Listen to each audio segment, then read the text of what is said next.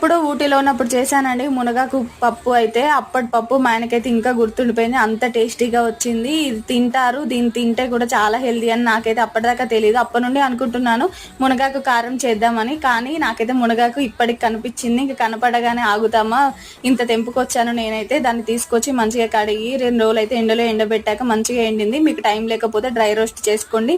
ఇంకా తర్వాత ఒక ప్యాన్లో కొద్దిగా ఆయిల్ వేసి 2 టేబుల్ స్పూన్ల పచ్చిశనగపప్పు, 2 టేబుల్ స్పూన్ల మినపప్పు, అలాగే కొద్దిగా జీలకర్ర, 2 టేబుల్ స్పూన్ల ధనియాలు, ఒక 15 నుంచి 20 ఎండుమిర్చి, దాంట్లోనే గుప్పడంత కరివేపాకు, ఇంకా అలాగే కొద్దిగా చింతపండు, 7-8 వెల్లుల్లి రెబ్బలు కూడా వేసి మంచిగా ఫ్రై చేసుకొని దాంట్లోనే రుచికి సరిపడా ఉప్పు, అలాగే మనం ఎండబెట్టి పెట్టుకున్న మునగాకును వేసి మంచిగా మిక్సీ పట్టుకుంటే ఎంతో టేస్ట్ కంటే కూడా ఇది చాలా చాలా హెల్దీ అని చెప్పచ్చు అండి. మనం వేడి అన్నంలో కొద్దిగా నెయ్యి వేసుకొని అయినా తినచ్చు. అలా తినని వాళ్ళు, ఇష్టం లేని వాళ్ళు కూరలోనైనా కరం మసాలా కూడా వాడచ్చు. టేస్ట్ మాత్రం అద్భుతంగా ఉంటుంది. ఇంకా హెల్త్ బెనిఫిట్స్ అయితే